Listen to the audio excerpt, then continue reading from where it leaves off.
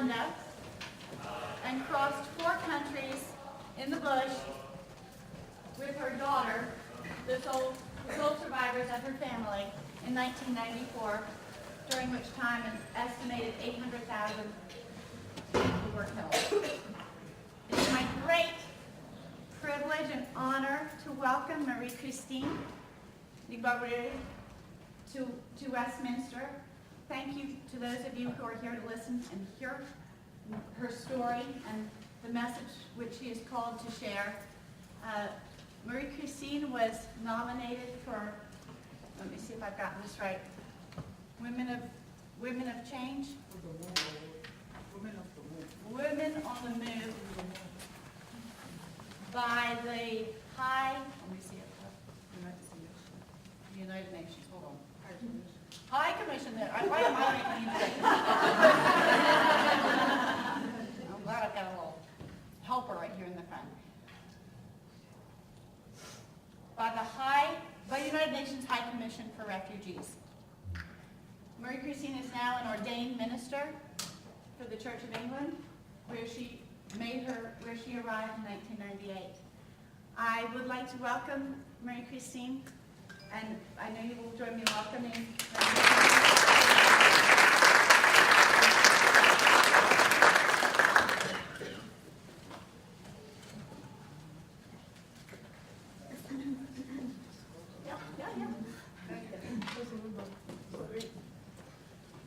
I'm always interested in people's days and how they start their days, and I had a great opportunity to have dinner and sit by Marie-Christine yesterday evening, and I said, tell me about your day.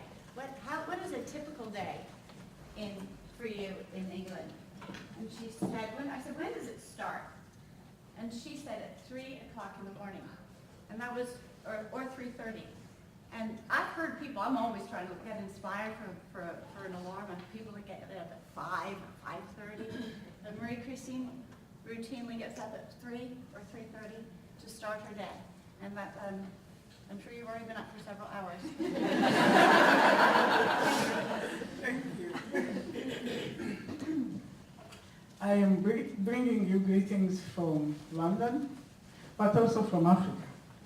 In Africa, when you meet in a Christian community like that, like this, when you meet a Christian friend or in a Christian community, you say, God is good. And the others say, all the time. Or you say, all the time? God is good. So I say that. God is good. All the time. All the time? God is good. I would call that the title for my message. I don't see any better way to share my story, to start sharing my story, except by telling you that God is good and He's good all the time. He has been good to me. During the genocide, He was good. And after the genocide, He was good. Even before the genocide, He was good. So He never changed. He's good all the time. I can testify that. Yeah. So I'm very happy to be with you, and I appreciate the love and the care, the embrace I have received from your community. And thank you, Lydia. She's a friend we met 3 years ago in Switzerland in a conference. We shared a lot, and she believed in me, and she thought, Marie-Christine, you need to come in our area. You need to share your experience with us. You need to come, we love you. And she's been ever since a friend. You know, when you meet someone in a place like that, after a few minutes, you feel like you've been knowing each other for years. Like she's she's a sister from another mother. Yeah, that's how we felt, and we've been friends since. And she's been a very good encouragement to me and to my children and her children have become friends. So, and then we realized we have things in common. Fighting for human trafficking, we've been traveling to conferences together. We just come from Mexico 2 weeks ago, and we've done many things together. So thank you, Lydia, and thank you for blessing for your patience in your communication. She was communicating with me, inviting me here, and I was moving like a butterfly from one place to another. And she was very gracious and patient. And I was very happy I was grateful because of your grace. Thank you. So you'll bear with me. English is not I'm still learning English. It's my 5th language. And still struggling. If there is anything you don't understand, you can, as I feel at home, you can do some sign language to be able to understand each other. No problem. So, my coming here,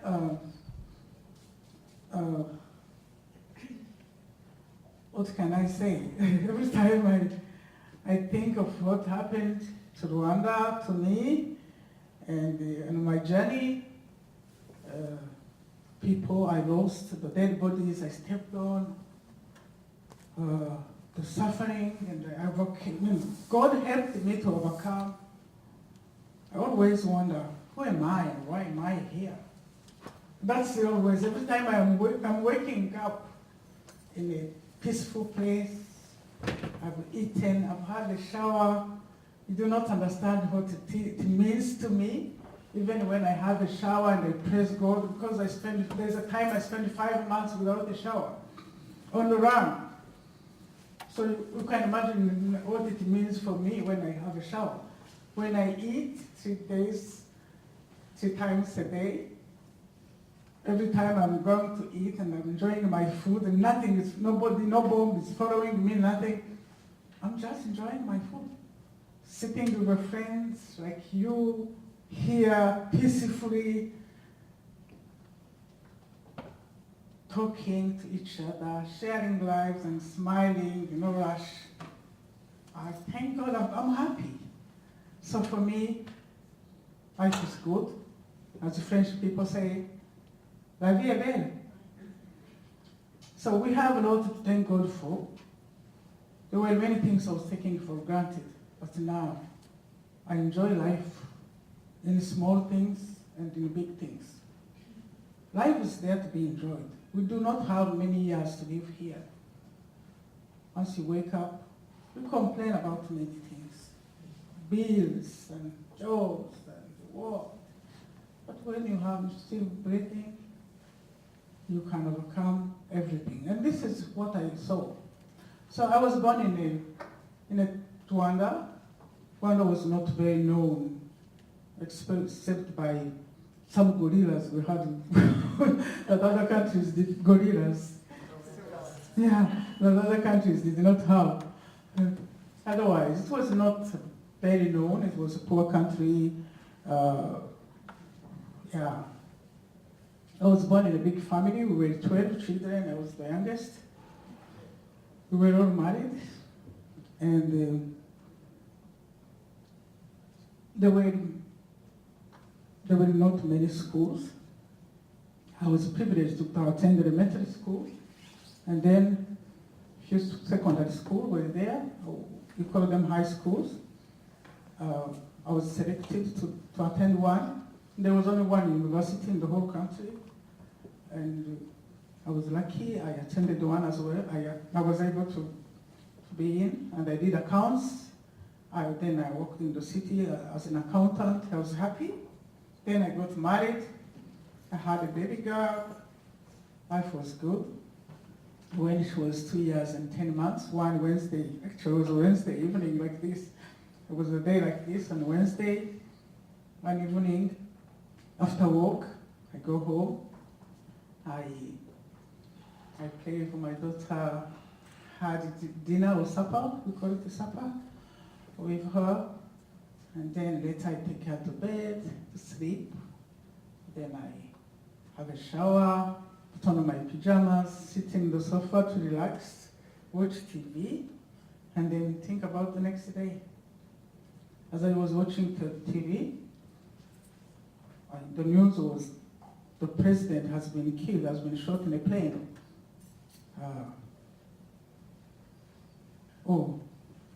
My shock was his daughter was in the same school, high school, it was a boarding school. So when you were in a boarding school, you bond.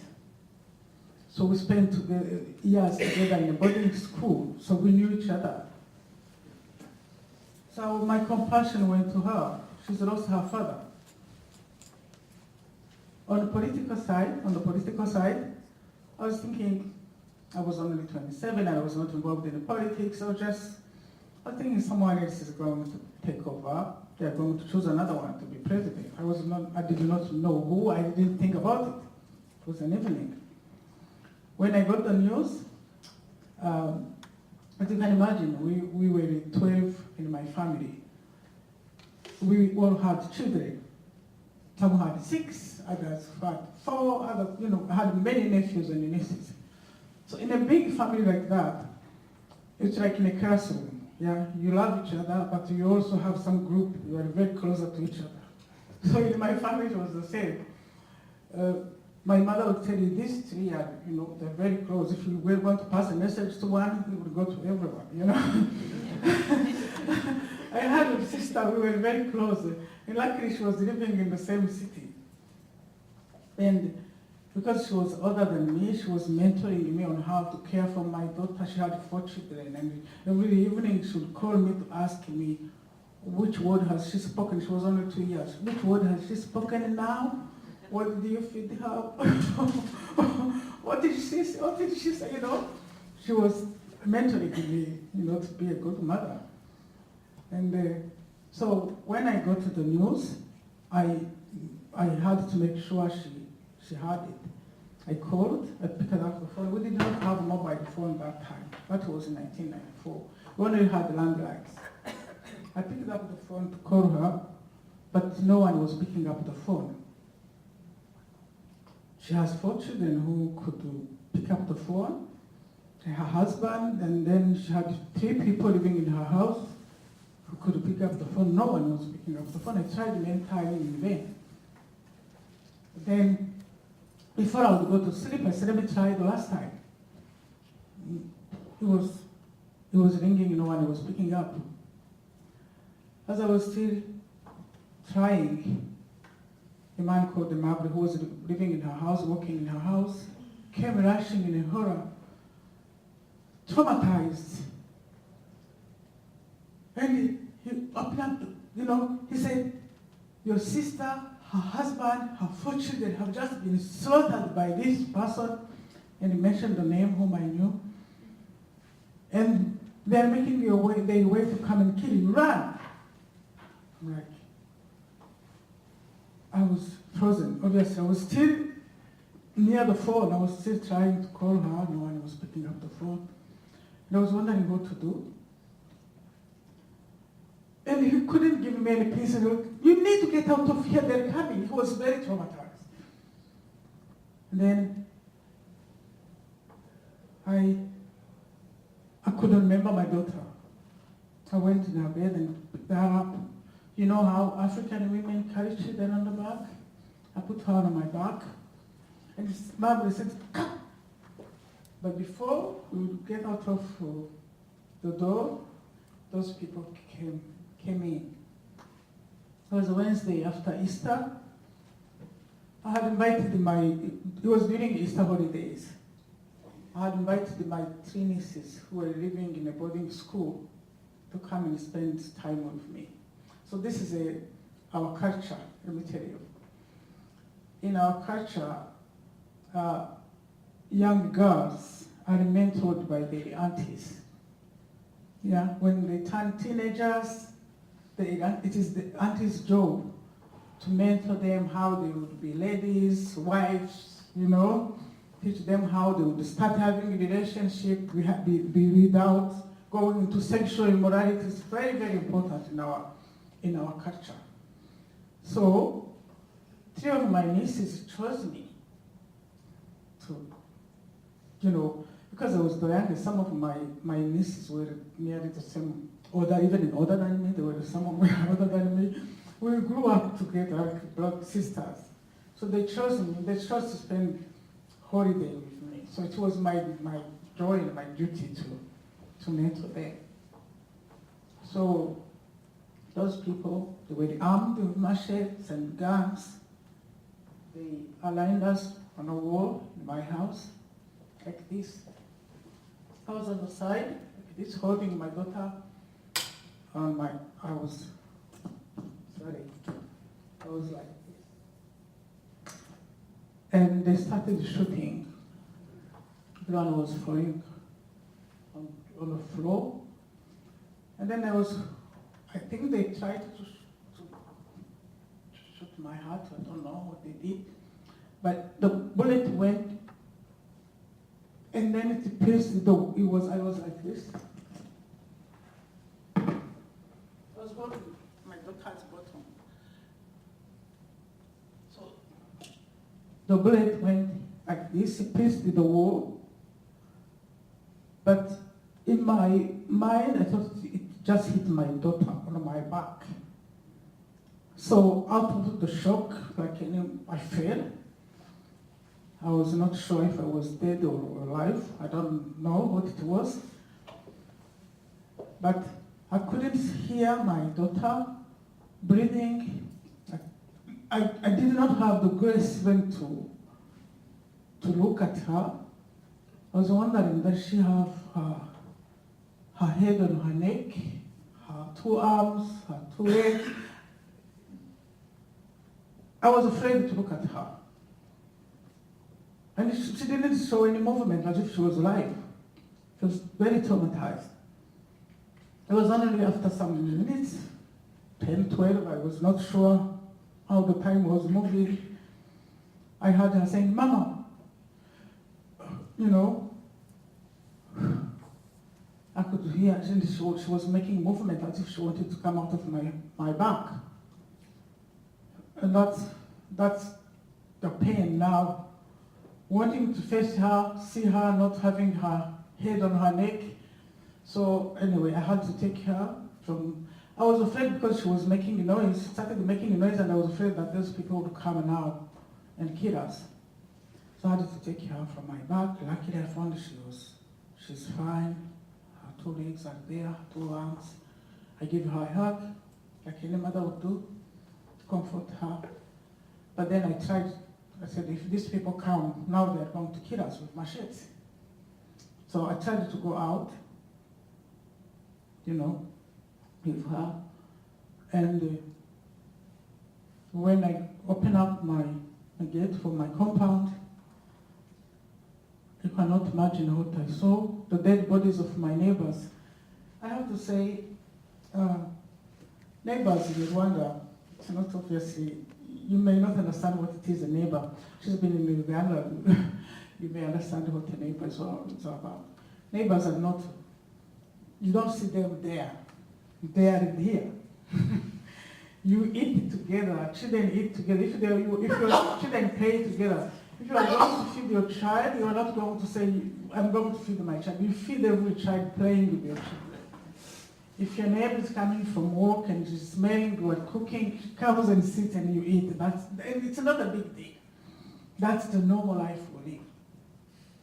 So when I gave birth to my daughter, my neighbor had a baby 1 month after. And in Rwanda, we used to breastfeed our children. We did not have any other milk at that time. It was hard. So if you don't, and they try everything, every food, they know every food that is good for you to have milk. But obviously there's some who have enough, who don't have enough. So my neighbor did not have enough milk, and I haven't more than enough. So I could see her son was struggling, and I offered to be breastfeeding him. So his name was Mucho. I breastfed Mucho. He was born 1 month after my daughter. At that time, Mucho was 2 years and 9 months when my daughter was 2 years and 10 months. So Mucho was very close to me.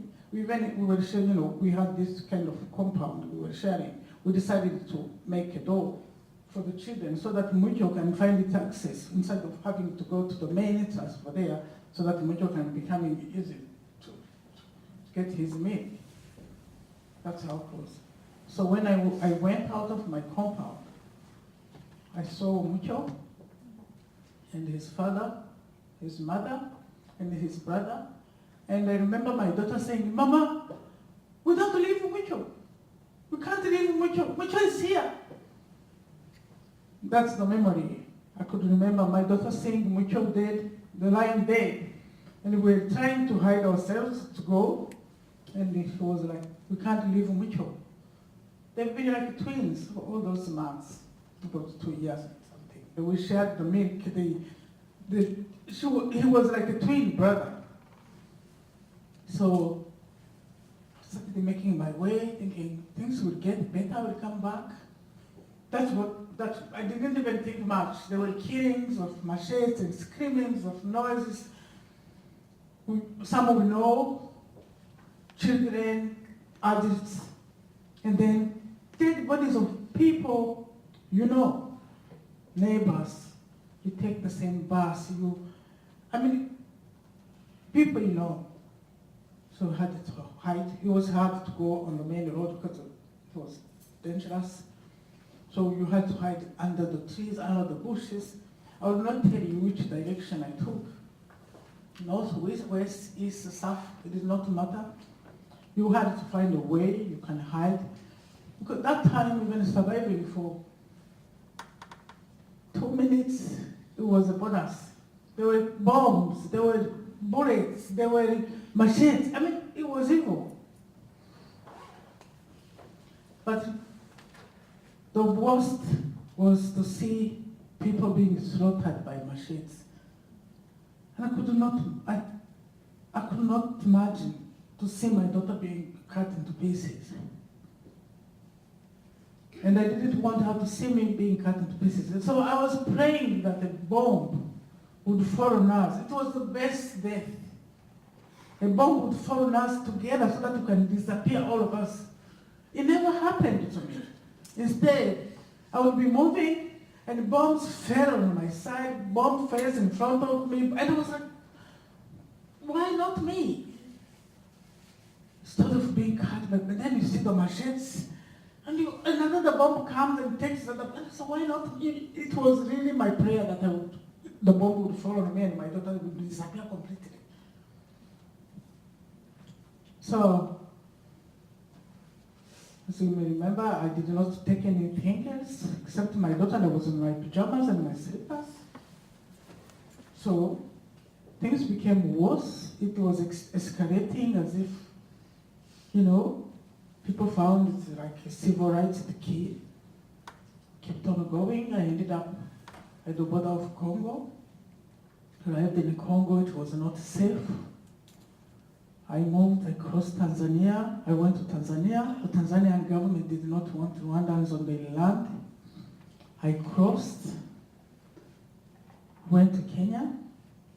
When I say I crossed, without any documents, without any food, any money, anything. So you can imagine, involved lack of abuse of human rights. I went through all kind of abuse you can imagine. Imprisonment, beaten up, rape. It was normal. I was not the only one. So I arrived in Kenya. I went to the office of the Red Cross. Obviously, first of all, I stayed in slums like many other refugees. And then I went to the office of the Red Cross to ask if they would have any clothes, any food. There was only an office, a tracing agency. They did not have the logistics for material or prepare for the tracing agency. But luckily, I saw a member of staff who was passing and she was speaking French. I stopped her. She was getting out of the compound. I stopped her and I spoke French. That time, there were not many Kenyans who were speaking French. She was surprised to see a homeless. As you can imagine, on my run, that was in October, and I had been running since the 6th of April. So, no shower, no change of clothes, So you can imagine how I was looking. So she was surprised to see such homeless, dirty and smelly, speaking French. And I was in a French lycée when I was in Rwanda. She was French and it was a proper French. She was surprised and she stopped. She asked me, "Where did you get that French?" I said, "I learned it. I was in a French school." So where? In Rwanda. And then she said, "Why are you here?" I said, "I'm a refugee. I was coming to ask if you can help me." "Oh, what kind of help do you want?" I said, "Anything. We don't have clothes, we don't have money, we don't have food. What else do you want? Can I work for you?" And she asked me, "What can you do?" You know, you can't say I'm an accountant when you were looking like that. And you can't even say you have shoes, you have the CV, or, you know. I said, I can clean. I can clean your house, but really I was not a good cleaner. I had cleaners. So, and she said, "In Rwanda, what were you doing?" I said, "I was working as an accountant." "Where?" I mentioned my office, not knowing she worked in Rwanda. And we had a kind of a travel agency and I served her. And then she asked me, "Are you Marie-Christine?" I said, "Yes." "Really?" And then she started asking me questions related to my office and where I was working. And she realized I was the one. I had served her. And she was like, "Oh, actually, we have a backlog." It was a tracing agency, and they had received many requests of unaccompanied children tracing their relatives or parents tracing their children, parents from Rwanda.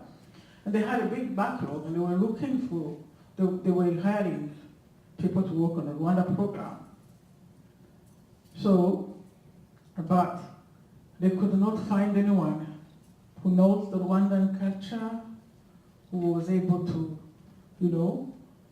somehow I happened to be the person they needed for that job.